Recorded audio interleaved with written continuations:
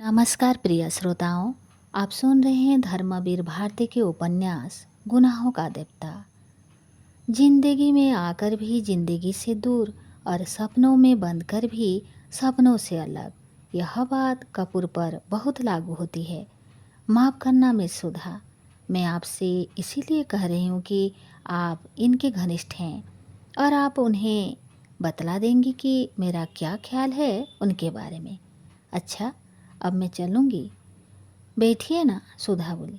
नहीं, मेरा भाई अकेला खाने के लिए इंतज़ार कर रहा होगा, उठते हुए पम्मी ने कहा।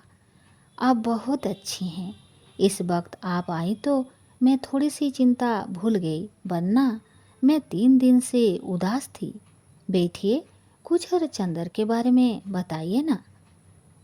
अब नहीं, वह अपने ढंग का अकेला आदमी है, यह मैं कह सकती हूँ। ओह, तुम्हारी आंखें बड़ी सुंदर हैं, देखूं? और छोटे बच्चे की तरह उसके मुंह को हथेलियों से ऊपर उठाकर पम्मी ने कहा, बहुत सुंदर आंखें हैं, माफ़ करना, मैं कपूर से भी इतनी ही बेतकल्लुफ हूँ। सुधा झोंप गई, उसने आंखें नीचे कर ली। पम्मी ने अपनी साइकिल उठाते हुए कहा, कपूर के साथ आप आइएगा। और आपने कहा था कपूर को कविता पसंद है? जी हाँ, गुड नाइट। जब पम्मी बंगले पर पहुंची तो उसकी साइकिल के करियर में अंग्रेजी कविता के 5-6 ग्रंथ बंद थे। 8 बज चुके थे। सुधा जाकर अपने बिस्तर पर लेटकर पढ़ने लगी। अंग्रेजी कविता पढ़ रही थी। अंग्रेजी लड़कियां कितनी आज़ाद और स्वच्छंद होती होंगी, जब पम्मी जो ईसाई है इतनी आज़ाद है। उसने सोचा, और पम्मी कितनी अच्छी है, उसकी बेतकल्लुफी में भोलापन तो नहीं है, पर सरलता बेहद है। बड़ा साफ दिल है, कुछ छिपाना नहीं जानती। और सुधा से सिर्फ 5-6 साल बड़ी है, लेकिन सुधा उसके सामने बच्ची लगती है। कितना जानती है पम्मी, और कितनी अच्छी समझ है उसकी। और चंदर की तारीफ करते नहीं थकती। चंदर के लिए उसने सिगरेट छोड़ दी। चंदर उसका दोस्त है। इतनी पढ़ी लिखी लड़की के लिए रोशनी का देवदूत है। सचमुच चंदर पर सुधा को गर्व है, और उसी चंदर से वह लड़ झगड़ लेती है। इतनी मान महामनोहर कर लेती है, और चंदर सब बदरशत कर लेता है। वरना चंदर के इतने बड़े बड़े दोस्त हैं, और चंदर की इतनी इज्जत है। अगर चंदर चाहे तो सुधा की रत्ती भर परवाह न करे, लेकिन चंदर सुधा की भली बुरी बात बदरशत कर लेता है। और वह कितना परेशान करती रहती है चंदर को। कभी अगर सचमुच चंदर बहुत नाराज हो गया और सचमुच हमेशा के लिए बोलना छोड़ दे, तब क्या होगा? या चंदर यहाँ से कहीं चला जाए, तब क्या होगा? खैर, चंदर जाएगा तो नहीं इलाहाबाद छोड़कर, लेकिन अगर वह खुद कहीं चली गई, तब क्या होगा? वह कहाँ जाएगी? अरे, पापा को मनाना तो बाएं हाथ का खेल है, और ऐसा प्यार वह करेगी ही नहीं कि शादी करनी पड़ी। लेकिन यह सब तो ठीक है, पर चंदर ने चिट्ठी क्यों नहीं भेजी? क्या नाराज होकर गया है? जाते वक्त सुधा ने परेशान तो बहुत किया था। होल्डल की पेटी का बक्सवा खोल दिया था, और उठाते ही चंदर के हाथ से सब कपड़े बिखर गए। चंदर कुछ बोला नहीं, लेकिन जाते समय उसने सुधा को डांटा भी नहीं, और ना यही समझाया कि घर का ख्याल रखना, अकेले घूमना मत, महाराजिन से लड़ना मत, पढ़ती रहना। इससे सुधा समझ तो गई थी कि वह नाराज है, लेकिन कुछ कहा नहीं। लेकिन चंदर को खत तो भेजना चाहिए था, चाहे गुस्से का ही खत क्यों ना होता। बिना खत के मन उसका कितना घबरा रहा है, और क्या चंदर को मालूम नहीं होगा? यह कैसे हो सकता है? जब इतनी दूर बैठे हुए सुधा को मालूम हो गया कि चंदर नाखुश है, तो क्यों चंदर को नहीं मालूम होगा कि सुधा का मन उदास हो गया है? जरूर मालूम होगा। सोचते सोचते उसे जाने कब नींद आ गई, और नींद में उसे पापा या चंदर की चिट्ठी मिली या नहीं ये तो नहीं मालूम, लेकिन इतना जरूर है कि जैसे यह सारी सृष्टि एक बिंदु से बनी और एक बिंदु में समा गई, उसी तरह सुधा की यह भादों की घटाओं जैसी फैली हुई बेचैनी और गोली उदासी एक चंदर के ध्यान से उठी और उसी में समा गई। दूसरे दिन सुबह सुधा आंगन में बैठी हुई आलू छील रही थी और चंदर का इंतजार कर रही थी। उसी दिन रात को पापा आ गए थे और दूसरे दिन सुबह बुआजी और बिनती। सुधी, किसी ने इतने प्यार से पुकारा कि हवाओं में रस भर गया। अच्छा, आ गए चंदर। सुधा आलू छोड़कर उठ बैठी। क्या लाए हमारे लिए लखनऊ से? बहुत कुछ सुधा। के है सुधा? सहसा कमरे में से कोई बोला। चंदर है, सुधा ने कहा। चंदर, बुआ आ गई। और कमरे से बुआ जी बाहर आई। प्रणाम बुआ जी, चंदर बोला और पैर छूने के लिए झुका। हाँ हाँ हाँ, बुआ जी 3 कदम पीछे हट गई। देखते हो ने, हम पूजा की धोती पहने हैं। ये के है सुधा?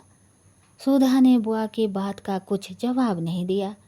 चंदर, चलो अपने कमरे में, यहाँ बुआ पूजा करेंगी। चंदर अलग हटा। बुआ ने हाथ के पंचपात्र से वहाँ पानी छिड़का और जमीन फूंकने लगी। सुधा, बिनती को भेज देव।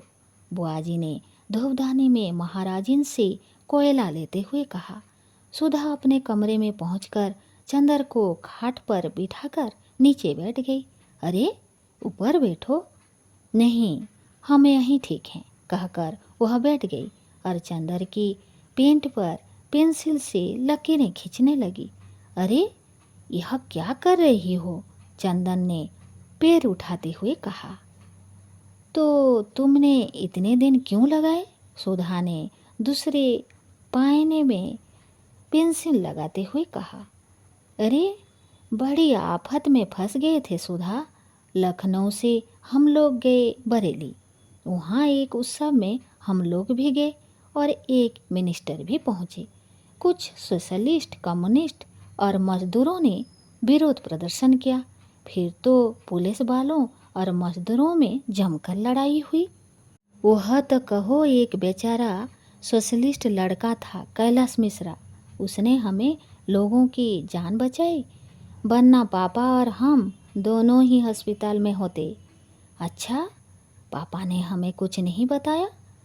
सुधा घबरा कर बोली और बड़ी देर तक बरेली उपद्रव और कैलाश मिश्र की बात करती रही। अरे, ये बाहर गा कौन रहा है? चंदर ने सहसा पूछा। बाहर कोई गाता हुआ आ रहा था। आंचल में क्यों बांध लिया मुझ परदेसी का प्यार, आंचल में क्यों। और चंदर को देखते ही उस लड़की ने चौंक कर कहा। अरे! क्षण भर स्तब्ध और फिर शर्म से लाल होकर भागे बाहर। अरे, भागती क्यों है? यही तो है चंदर, सुधा ने कहा। लड़की बाहर रुक गई और गर्दन हिलाकर इशारे से कहा, मैं नहीं आऊँगी, मुझे शर्म लगती है। अरे चलिए, देखो हम अभी पकड़ लाते हैं, बड़ी झलकी है वह। कहकर सुधा उठी, वह फिर भागी। सुधा पीछे पीछे भागी। थोड़ी देर बाद सुधा अंदर आई तो सुधा के हाथ में उस लड़की की चोटी और वह बेचारी बुरी तरह अस्त व्यस्त थी। दांत से अपने आंचल का छोर दबाए हुए थी। बाल की 3-4 लटें मुंह पर झुक रही थी और लाज के मारे सिमटी जा रही थी और आंखें थी एक मुस्कुराए या रोए यह तय हो नहीं कर पा रही थी। देखो चंदर, देखो, सुधा हाँप रही थी। यही है बिनती मोटकी कहीं की, इतनी मोटी है कि दम निकल गया हमारा। सुधा बुरी तरह हाँप रही थी। चंदन ने देखा, बेचारी की बुरी हालत थी। मोटी तो बहुत नहीं थी, पर हाँ, गांव की तंदुरुस्ती थी। लाल चेहरा, जिस शर्म ने तो दुगना बना दिया था। एक हाथ से अपनी चोटी पकड़ थी, दूसरे से अपने कपड़े ठीक कर रही थी और दांत से आंचल पकड़े। छोड़ दो उसे, यह क्या है सुधा, बड़ी जंगली हो तुम, चंदन ने डांट कर कहा। जंगली मैं हूँ या यह? चोटी छोड़कर सुधा बोली। यह देखो, दांत काट लिया है इसने। सचमुच सुधा के कंधे पर दांत के निशान बने हुए थे। चंदर इस संभावना पर बेतहासा हंसने लगा कि इतनी बड़ी लड़की दांत काट सकती है। क्यों जी, इतनी बड़ी हो गई और दांत काटती हो? उसकी हंसी रुक नहीं रही थी। सचमुच यह तो बड़े मज़े की लड़की है। बिनती है इसका नाम।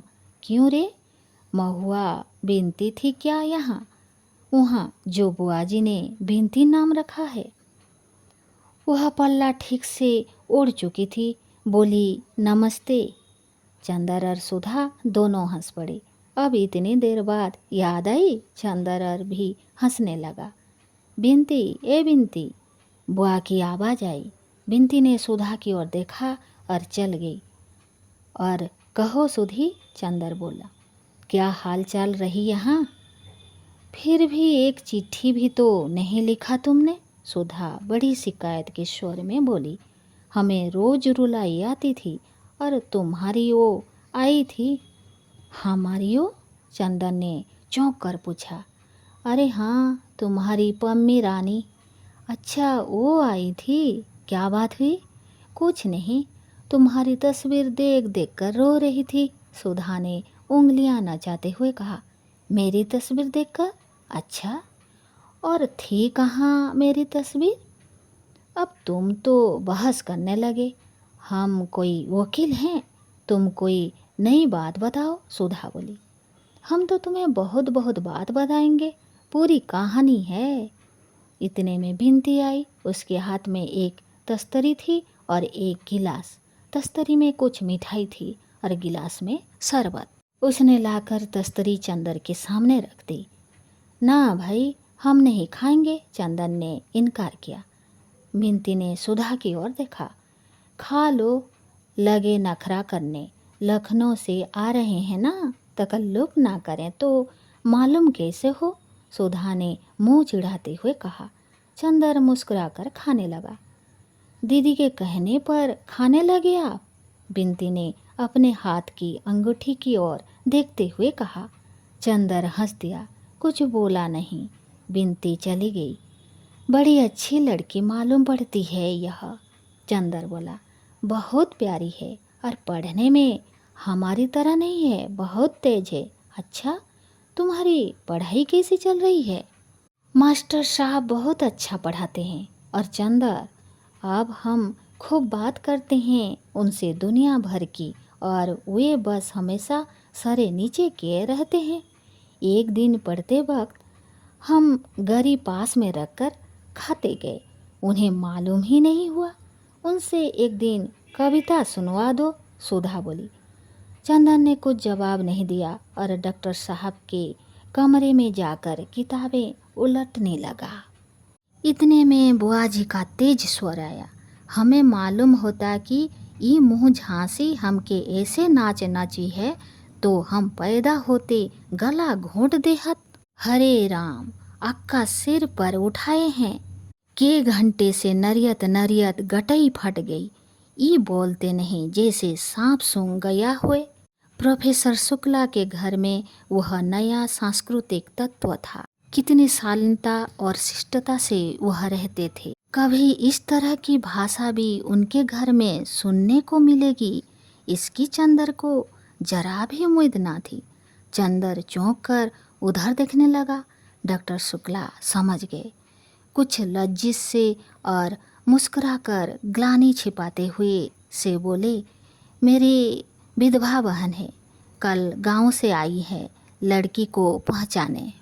उसके बाद कुछ पटकने का स्वर आया, शायद किसी बर्तन की। इतने में सुधा आई, गुस्से से ला। सुना पापा तुमने? बुआ बिनती को मार डालेगी। क्या हुआ आखिर? डॉक्टर शुक्ला ने पूछा। कुछ नहीं, बिनती ने पूजा का पंचपात्र उठाकर ठाकुर जी के सिंहासन के पीछे रख दिया था। उन्हें दिखाई नहीं पड़ा तो गुस्सा बिनती पर उतार रही हैं। इतने में फिर उनकी आवाज आई, पैदा करत बखत बहुत अच्छा लग रहा, पालत बखत टें बोल गए, मर गए रहो तो आपन संतानों अपने हाथ ले जायो, हमारे मूड पर ई हत्या काहे डाल गए। ऐसी कुलच्छनी है कि पैदा होते ही बाप को खाए गई। सुना पापा तुमने? चलो हम चलते हैं, डॉक्टर शुक्ला ने कहा। सुधा वहीं रह गई। चंदर से बोली, ऐसा बुरा स्वभाव है कि बुआ के बस। बिनती ऐसे ही कि इतना बदरशत कर लेती है। बुआ ने ठाकुर जी का सिंहासन साफ करते हुए कहा, रोबत काहे हो? कौन तुम्हारे माई बाप के गरियावे है कि ई आंसुओं ढरकाए रहे हो? ये सब चोचला अपने ओ को दिखाओ जाए कि 2 महीने और हैं, अब अहिन से उधियानी ना जाओ। अब अभद्रता सीमा पार कर चुकी थी। बिनती, चलो कमरे के अंदर, हटो सामने से, डॉक्टर शुक्ला ने डांट कर कहा। अब ये चरखा बंद होगा या नहीं? कुछ शर्म है या नहीं तुम में? बिनती सिसकते हुए अंदर गई। स्टडी रूम में देखा कि चंदर है तो उल्टे पांव लौट आई सुधा के कमरे में और फुट फुट कर रोने लगी। डॉक्टर शुक्ला लौट आए। अब हम ये सब करें कि अपना काम करें। अच्छा, कल से घर में महाभारत मचा रखा है। कब जाएंगी ये सुधा? कल जाएंगी पापा। अब बिनती को कभी मत भेजना इनके पास, सुधा ने गुस्सा भरे स्वर में कहा। अच्छा जाओ, हमारा खाना परसो। चंदर, तुम अपना काम यहाँ करो। यहाँ शोर ज़्यादा हो तो तुम लाइब्रेरी में चले जाना, आज भर की तकलीफ है। चंदर ने अपनी कुछ किताबें उठाई और उसने चला जाने ही ठीक समझा। सुधा खाना परोसने चली गई। बिनती रो रो कर और तकिए पर सिर पटक कर अपनी कुंठा और दुख उतार रही थी। बुआ घंटी बजा रही थी। दबी जवान जाने क्या बकती जा रही थी, यह घंटी के भक्ति भावना भरे मधुर स्वर में सुनाई नहीं देता था। लेकिन बुआ जी दूसरे दिन गई नहीं। जब 3-4 दिन बाद चंदर गया तो देखा बाहर के सेहन में डॉक्टर शुक्ला बैठे हुए हैं और दरवाज़ा पकड़कर बुआ जी खड़ी बातें कर रही हैं। लेकिन इस वक्त बुआ जी काफ़ी गंभीर थी और किसी विषय पर मंत्रणा कर रही थी। चंदर के पास पहुंचने पर फौरन वे चुप हो गई और चंदर की ओर सशंकित नेत्रों से देखने लगी। डॉक्टर शुक्ला बोले, आओ चंदर बैठो। चंदर बगल की कुर्सी खींचकर बैठ गया तो डॉक्टर साहब बुआ जी से बोले, हाँ हाँ बात करो। अरे ये तो घर के आदमी हैं, इनके बारे में सुधा ने नहीं बताया तुम्हें? ये चंदर हैं, हमारे शिष्य, बहुत अच्छा लड़का है। अच्छा भैया बैठो। तू तो एक दिन और आए रहो, बीए में पढ़त ही सुधा के संगे? नहीं बुआ जी, मैं रिसर्च कर रहा हूँ। वाह, बहुत खुशी भई तो को देख के। हाँ तो सुकुल, वे अपने भाई से बोली, फिर यही ठीक हुई। बिनती का विवाह टाल दे और अगर ये लड़का ठीक हुई जाए तो सुधा का ब्याह आषाढ़ भर में निपटाए दे। अब अच्छा नहीं लागत। ढूंढ ऐसी बिटिया, सोनी मांग लिए छरवावा करते हैं एहर ओहर, बुआ बोली। हाँ ये तो ठीक है, डॉक्टर शुक्ला बोले। मैं खुद सुधा का ब्याह अब टालना नहीं चाहता। बीए तक की शिक्षा काफ़ी है, वरना फिर हमारी जाति में तो लड़के नहीं मिलते। लेकिन ये जो लड़का तुम बता रही हो तो घर वाले कुछ एतराज़ तो नहीं करेंगे? और फिर लड़का तो हमें अच्छा लगा, लेकिन घर वाले पता नहीं कैसे हो। अरे तो घर वालन से का करे का है तो के? लड़का तो अलग है, अपने आप पढ़ रहा है, और लड़की अलग रही है। ना सास का डर, ना ननंद के धोस। हम पत्री मंगवाए देत है, मिलवाए ले। डॉक्टर शुक्ला ने स्वीकृति में सिर हिला दिया। तो फिर बिनती के बारे में का कहत हो? अगहन तक टाल दिया जाए ना? बुआजी ने पूछा। हाँ हाँ, डॉक्टर शुक्ला ने विचार में डूबे हुए कहा। तो फिर तुम ही इन जूता पीटो बड़नकों से कह दियो, आए के कल से हमारी छती पर मूंग दलत रही है। बुआजी ने चंदर की ओर किसी को निर्देशित करते हुए कहा और चली गई। चंदर चुपचाप बैठा था। जाने क्या सोच रहा था? शायद कुछ भी नहीं सोच रहा था, मगर फिर भी अपने विचार शून्यता में ही खोया हुआ सा था। जब डॉक्टर शुक्ला उसकी ओर मुड़े और कहा चंदर, तो वह एकदम से चौंक गया और जाने किस दुनिया से लौट आया। डॉक्टर साहब ने कहा, अरे तुम्हारी तबीयत खराब है क्या? नहीं तो, एक फीकी हंसी हंसकर चंदन ने कहा। तो मेहनत बहुत कर रहे होगे। कितने अध्याय लिखे अपनी थीसिस के? अब मार्च ख़त्म हो रहा है और पूरा अप्रैल तुम्हें थीसिस टाइप कराने में लगेगा और मई में हर हाल में जमा हो जानी चाहिए। जी हाँ, बड़े थके स्वर में चंदन ने कहा। 10 अध्याय हो ही गए हैं, 3 अध्याय और होने हैं और अनुक्रमणिका बनानी है। अप्रैल के पहले सप्ताह तक खत्म हो ही जाएगा। अब शिवा थीसिस के और करना ही क्या है?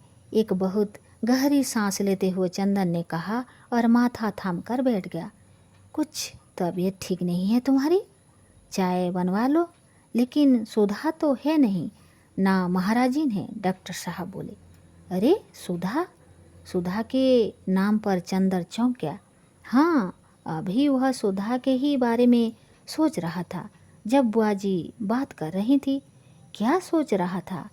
देखा, उसने याद करने की कोशिश की पर कुछ याद ही नहीं आ रहा था। पता नहीं क्या सोच रहा था। पता नहीं था। कुछ सुधा के ब्याह की बात हो रही थी शायद। क्या बात हो रही थी? कहाँ गई है सुधा? चंदन ने पूछा। आज शायद साबिर साहब के यहाँ गई है। उनकी लड़की उनके साथ पढ़ती है ना, वहीं गई है बिनती के साथ। अब इम्तिहान को कितने दिन रह गए हैं? अभी घूमना बंद नहीं हुआ उसका? नहीं, दिन भर पढ़ने के बाद उठी थी। उसके भी सिर में दर्द था, चली गई। घूम फिर लेने दो बेचारी को, अब तो जा ही रही हैं, डॉक्टर शुक्ला बोले, एक हंसी के साथ जिसमें आंसू छलके पड़ते थे। कहाँ तय हो रही है